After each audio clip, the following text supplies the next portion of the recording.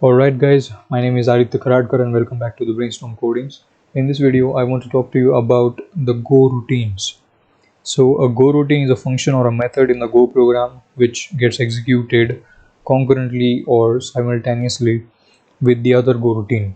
So a Go program always has at least one Goroutine, which is the main Goroutine. And if we create another Goroutine inside the same program, then that Goroutine will get executed concurrently with the main Goroutine. Now, what's the use of Goroutines? So by using the Goroutines, you can perform several tasks at the same time. So let's say you have developed a website and you want all the users to be engaged all the time on your website. So for that purpose, you want some tasks to get performed at the same time. So you can make use of the Goroutines to do that, because by using the Goroutines we can have multiple tasks in the same program performing at the same time. So a Goroutine is also called as a lightweight thread. So the threads are executed by the operating system, but just because the Goroutine is a lightweight thread, it is executed by the Go runtime. And Goroutines also take small space inside the stack, I think in kilobytes, but threads take the space in megabytes. So the Goroutines are also cheap and they are really useful. So as I said, a Goroutine is a function or a method. So first we will create a function.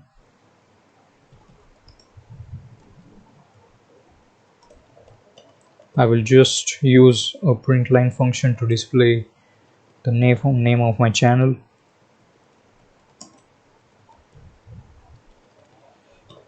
Now for calling the Goroutine, we use a special keyword which is go, and we use this keyword before the function call.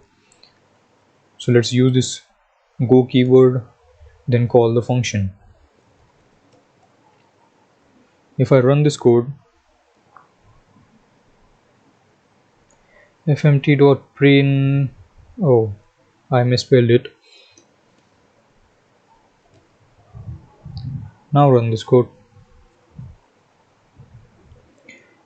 It's really surprising that we just have this statement hello over here. We don't have the Brainstorm coding, which is the name of the channel. Now why this happened? Now the Go program, whenever we have the Goroutine inside a Go program, the program doesn't even wait for the Goroutine to complete its execution. So as soon as we call the Goroutine, the control is just returned to the next line of code. So the control will not even wait for that Goroutine to complete its execution. So for that purpose, I want this main Goroutine to sleep for 1 second. So we can make use of the time package, and inside the time package we have the built-in function sleep. So now I want this main Goroutine to sleep for 1 second, so I will use this 1. I will use asterisk to multiply it by time dot second. If I run this code now we get to see Brainstorm codings. So just because we have this sleep function and we want our main Goroutine to sleep for 1 second, now the Goroutine got some time to complete its execution. So we have called the Goroutine, then the control just returned to the next line of code, but then in the next line we are calling this sleep function, or we are using the sleep function, and the main Goroutine is slept for 1 second. So the Goroutine has some time to complete its execution, and that's why we have Brainstorm codings over here. So now I want you to understand it really in a better way. So I will create two different functions. The first function will be used to print some numbers, and the other function will be used to print some alphabets. Let's use this, or let's declare this number function. Let's use the for loop, inside which I will have this I variable which starts from 0. I want it to end by 10. Let's increment this. Now inside this, first we will use the sleep function, and I want this for loop to sleep for 250 milliseconds. Just like we have time dot second, we even have time dot millisecond. Then I will use the printf function to print the number. Let's use the new line. Let's create another function for alphabet.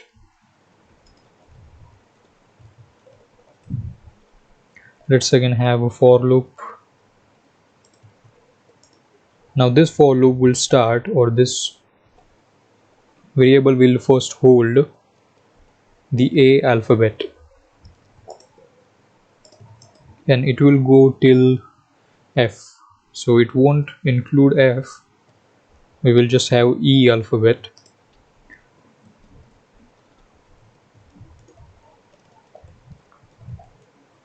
Let's use the sleep function again.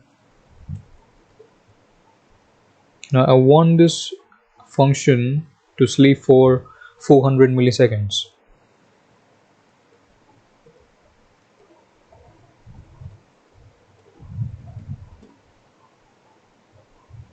Then again use the printf function. Now for printing out the characters, we use the %C. Let's use the new line.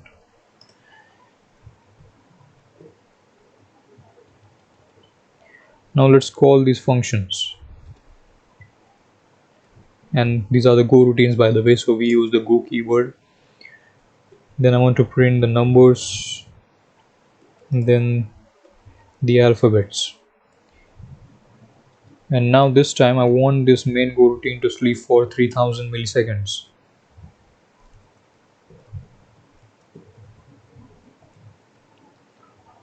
If I run this code,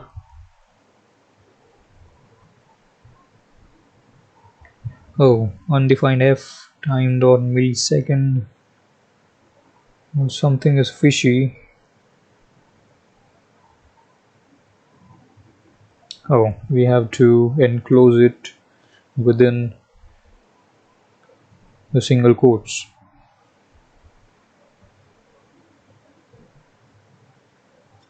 And this is not millisecond, it's millisecond. If I run this code now, let's hope for the best.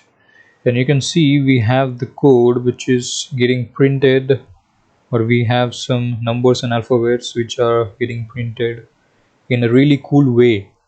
So we don't have all the numbers and alphabets at the same time, but they are executed. You can see.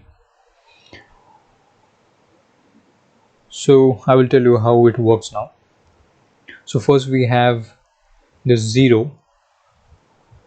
Now what has happened? So first we have called this number Goroutine. So this Goroutine has a for loop inside it, and this variable starts from 0, so the for loop starts from 0. Then as soon as we start the for loop, it is slept for 250 milliseconds, and after sleeping for 250 milliseconds, we have printed the first number we have inside this variable I. And we have this another function, another Goroutine, which is sleeping for 400 milliseconds at the beginning. Not 440, we want it to 400. So now if I run this, okay, so this function is sleeping, or this Goroutine is sleeping for 400 milliseconds, and then it prints the first alphabet. Now what is happening? The Goroutines work concurrently, they all are getting executed at the same time. So as soon as this Goroutine is started sleeping for 250 milliseconds, even this Goroutine started sleeping for 400 milliseconds. So after completing the 250 milliseconds, this goroutine sleeps for 150 milliseconds more than this goroutine, because we know 250 plus 150 is 400. So this goroutine sleeps 150 more milliseconds, and then it executes this alphabet. So first we have 0, then we have A, then we have 1. Now this happened because after executing this, or after printing the first number, it again slept for 250 milliseconds. So we got this second number 1 after 500 milliseconds. So because this goroutine first slept for 250 milliseconds, then it printed this first number, then it again slept for 250 milliseconds. That's why we got the second number after 500 milliseconds. And this function, or this goroutine, slept for 400 milliseconds, then it executed the first alphabet, and then again it slept for 400 milliseconds. So this goroutine slept for 800 milliseconds to print the second alphabet. So that's why we have 1 and 2, the second number and the third number together, because we got this second number after 500 milliseconds, then again this goroutine slept for 250 milliseconds. That's why we got this third number after 750 milliseconds. And by the time we get it, this function, or this goroutine, slept for 800 milliseconds to give us the second alphabet. So after the 750 milliseconds, this goroutine slept for 50 milliseconds more than this goroutine, and then it printed the second alphabet. That's why we have the second alphabet B after printing 3 numbers. So this is how it works. And this main goroutine is sleeping for 3000 milliseconds. So after 3000 milliseconds, it is getting terminated. So this is how you can use multiple goroutines in the same program to perform multiple tasks at the same time, simultaneously, concurrently. And this is one of the best features we have from Golang, the concurrency. And Golang is obviously also known for its concurrency, its feature concurrency. So we can perform multiple tasks at the same time using the multiple goroutine inside the same program.